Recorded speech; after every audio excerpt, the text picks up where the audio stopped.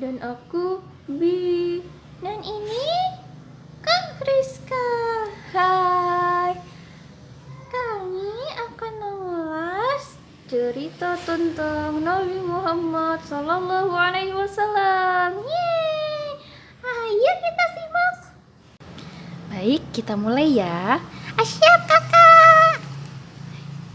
Dunia sebelum Nabi Shallallahu Alaihi Wasallam diutus diselimuti dengan kegelapan. Banyak perilaku jahiliyah dilakukan oleh bangsa Arab. Coba Bi dan Bi sebutkan contoh perilaku jahiliyah. Pencurian, perampokan, perbudakan yang sangat kejam, penindasan terhadap kaum wanita. Iya, terus ada lagi apa lagi? Menyembah berhala. Sampai-sampai dalam dan luar Ka'bah penuh dengan berhala. Oh iya betul sekali. Iya ini gambarnya. Lihat, ini contoh ilustrasi Ka'bah yang penuh dengan berhala pada zaman dahulu kala. Betul. Para rabi Yahudi, para pendeta Nasrani menanti-nanti kapan ya datang seseorang utusan Allah seperti Nabi Musa, seperti Nabi Isa yang bisa memurnikan agama dari berbagai penyelewengan. Tak hanya mereka, penduduk Makkah juga sangat menanti-nanti datangnya seseorang yang dapat mengubah zaman kegelapan menjadi zaman yang terang benderang. Saat itu penduduk Mekah dipimpin oleh kakek dari Rasulullah Shallallahu Alaihi Wasallam. Siapa nama kakeknya? Abdul Muthalib. Iya, Abdul Muthalib merupakan pemimpin yang bijaksana dan teguh pendirian. Pernah saat Mekah dalam kekeringan, Abdul Muthalib berinisiatif, bagaimana kalau mencari lagi sumur Zam-Zam yang sempat tertimbun selama ribuan tahun lamanya. Meskipun dicibir, dicemooh, ia terus menggali dan mencari sampai akhirnya ketemu deh. Wah, keren ya. Nah, Abdul Muthalib memiliki seorang anak yang sangat disayang, yang sangat tampan dan sangat bersih hatinya. Siapa nama ayah dari Rasulullah SAW? Aku. Ya silahkan Pi. Namanya Abdullah. Iya betul. Nah, Abdullah dijodohkan oleh seorang wanita yang sangat terhormat nasab dan martabatnya, juga paling baik perangainya. Siapa nama ibunda Rasulullah SAW? Aku lagi. Iya silahkan Pi. Aminah. Iya, Abdullah dan Aminah menikah. Tak lama kemudian Aminah mengandung. Nah, di tengah kehamilannya Abdullah berpamitan untuk pergi karena disuruh oleh ayahnya Abdul Muthalib. Abdullah pergi ke Madinah. Aminah begitu berat melepaskannya. Tapi mau bagaimana lagi? Akhirnya Abdullah menenangkan dan tetap pergi. Nah, lama Aminah menunggu kabar tentang Abdullah.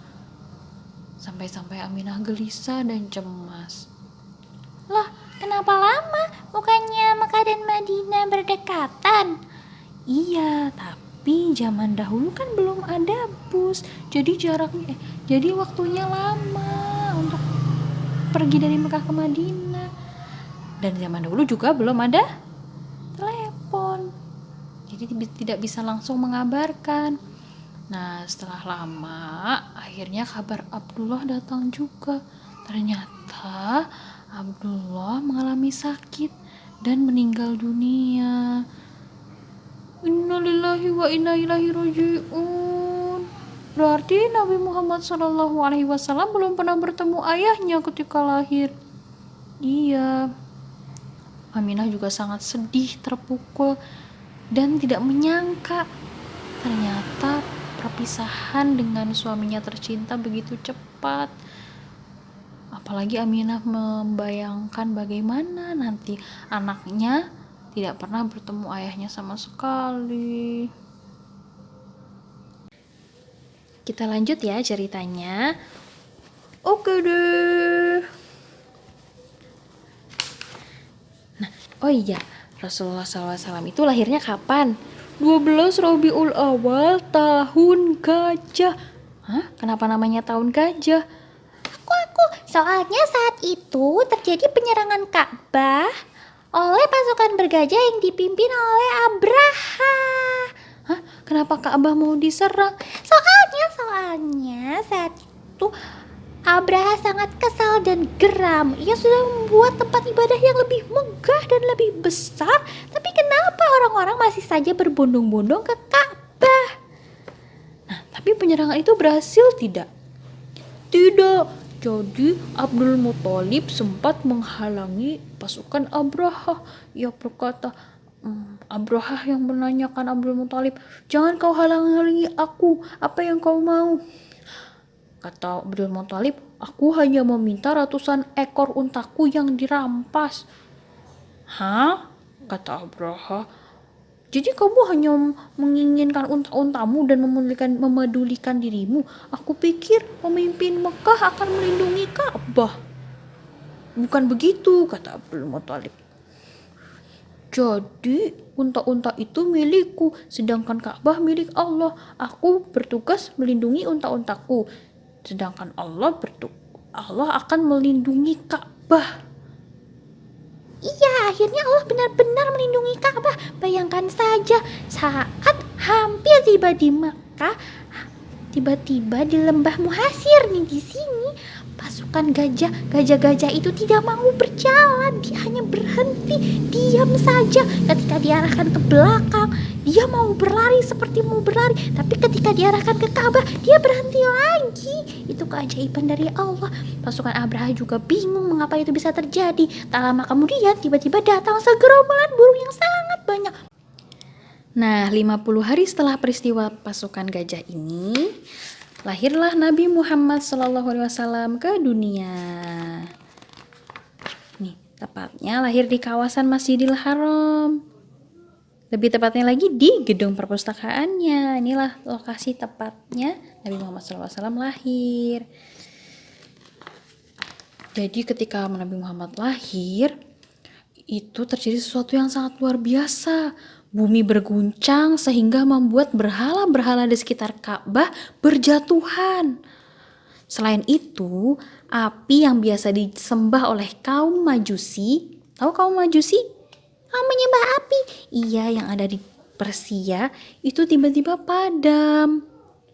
Dan ada lagi tanda, ini menurut penuturan Aminah, bahwa dari rahimnya keluar cahaya yang sangat terang menerangi semesta. Itu benar-benar Abdul Muthalib percaya bahwa memang yang dikandungnya adalah manusia besar. Terus tahu nggak kenapa sih namanya jadinya Muhammad? Gak tahu. Kalau belum tahu juga. Jadi nama Muhammad itu berdasarkan mimpi Ibunda Aminah. Ibunda Aminah pernah bermimpi bertemu seseorang yang mengatakan bahwa yang dikandungnya akan menjadi manusia besar. Ketika ia lahir, namailah ia Muhammad. Karena kalau di Taurat dan Injil namanya Ahmad. Kalau di Al-Quran namanya Muhammad. Muhammad ini artinya terpuji di langit dan di bumi. Masya Allah ya. Akhirnya Nabi Muhammad SAW benar-benar menjadi manusia besar yang menyinari dunia, yang mengubah peradaban dari zaman kegelapan menjadi zaman yang terang benderang. Selesai deh kisah kelahiran Nabi Muhammad SAW. Yeay! Gimana cerita kelahiran Muhammad SAW? Seru.